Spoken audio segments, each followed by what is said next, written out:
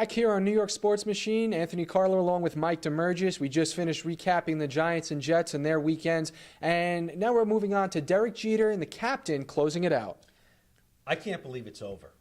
I really can't. I remember Derek Jeter's first home run in 1996, opening day in Cleveland, and it had been a long time since the Yankees really had a shortstop. And they were talking about this kid, Derek Jeter. He's going to be, the next superstar. I'm like, yeah, sure. Yankees haven't won in 18 years. Yeah.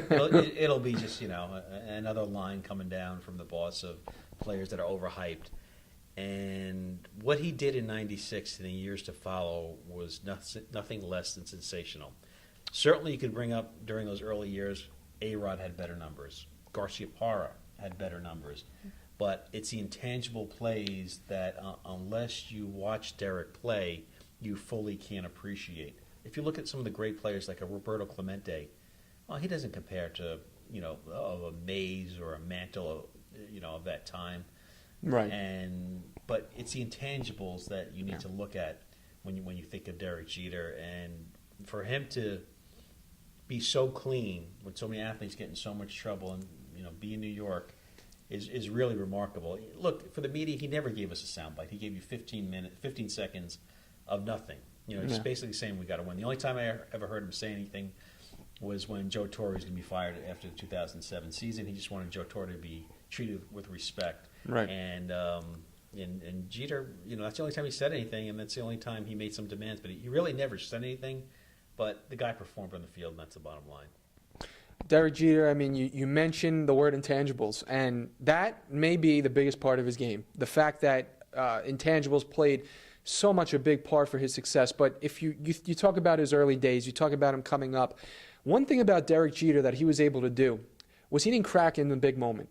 He didn't crack under pressure as a young player, as a player getting older. He always stayed composed in the big moment. And if that meant making a amazing play that nobody else in their mind would ever dream of when he crossed the diamond and cut off that terrible throw from Shane Spencer to flip home to nail Jeremy Giambi, or if you're talking about the fact that he's approaching the stands and gives up his body and dives into the stands without even thinking once about it. You're talking about a guy who really was able to compose himself and play in New York. Like you said, never got himself in trouble, never said the wrong thing to have drama, cover up his career. He always had a flair for the dramatic, and he always had the ability to keep himself composed and play in New York. That was one of the most special things about Derek Jeter is he stayed clean in New York, and he brought us so many great memories and great times because he was able to control himself in the big moment. I think that's what I'll miss about Derek Jeter the most, because there's not one player in the game today who can control themselves in the big moment like Derek Jeter. Mike Trout, we just saw the Angels get eliminated from playoff contention. Mike Trout was some 1-for-9 slide, some horrible stretch in the playoffs.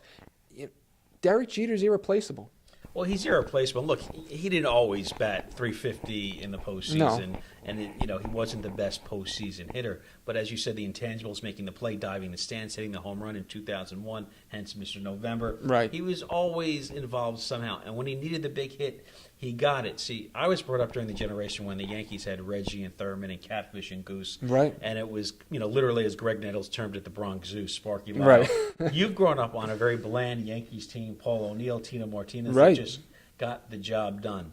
But as bland as they were, you're going to realize down these next few years, teams like this come around maybe once every 3 or 4 generations, that you're going to talk to your grandkids about this, much the way my father told me about DiMaggio and Mantle. Yeah.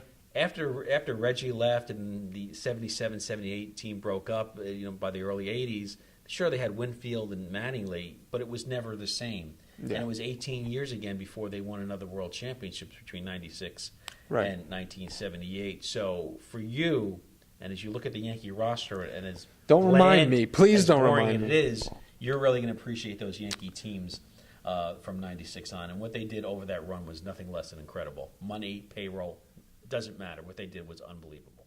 It was.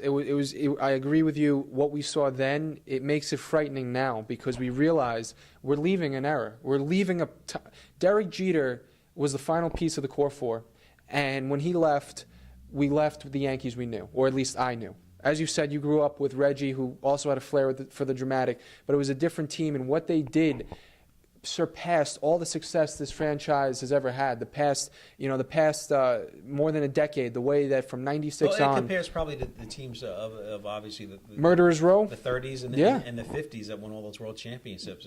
Which are historic teams. Yeah, Yogi Berra winning 10 World Series. The '98 Yankees won more games, regular season games, than any other Yankee team. Well, they won 114. Seattle won 116 in 2001, but the Yankees won 125 total. Right.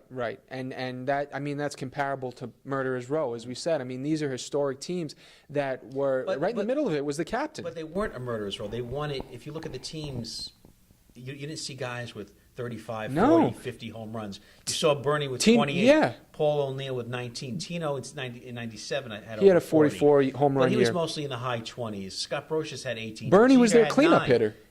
And Bernie was a cleanup hitter, maybe 25, 30 Yeah, home runs. yeah. So you didn't see that. And you saw spare parts. You saw a Charlie Hayes at third base, an aging Wade Boggs, a Mariano Duncan at second base. Scott Brocious later on. Yeah, an aging Darryl Strawberry in left field. Right. Or you saw a Gerald Williams. So these weren't the best players at the time. No. After they lost in 2001, they brought in Giambi, and then the circus of all-stars came in, and Right. they were never able to get it done. Right. Again, whether it was Gary Sheffield or A-Rod on the team, Kevin Brown, Bobby Abreu, all these guys. they couldn't get it done. That's what makes it impressive, if I could say it that way, that because they didn't have that Murderers Row, but they were comparable, comparable. They were comparable to a Murderers Row. It's what you see kind of with the Cardinals now. When the Cardinals get into the postseason, they have that confidence in them. That's what the Yankees were. They had an edge in the mid '90s through the 2000s. They felt like they were going to win, and they didn't have to have the best team. They just felt like they were going to win. Yeah, it was unbelievable the way that they played together as a team. And as we were saying about the captain, it's going to be a sad time for Yankees fans because we became accustomed to a certain style of winning. Get used to a lot of losing. Right. It's unfortunately because there's nowhere to go. There's the farm system is not packed at all with players. They're going to have to expand the international market. I don't know what to tell a Yankee fan right now. With Derek Jeter leaving, I don't really know what to say because this is a team that, Hank and Hal Steinbrenner, they apologize for not winning the World Series anymore. But you got to wake up. Hank's been very quiet. Hal's been doing most of the talking. Right. I want to bring Hank in. He has more of his father in him, a little robust flair for the dramatic. I like to hear more of Hank. But it's unfortunate that we're starting to live now with a sort of corporate. It's a corporate mentality, which I think is bad for the Yankees. They're living in the past of a team that they had to apologize.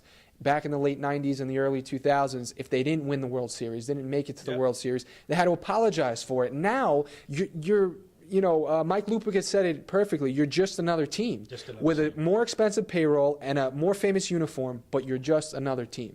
Well, that wraps things up here for New York Sports Machine. I'm Anthony Carlo, along with Mike Damergis. Go to NewYorkSportsMachine.com for all your latest sports news.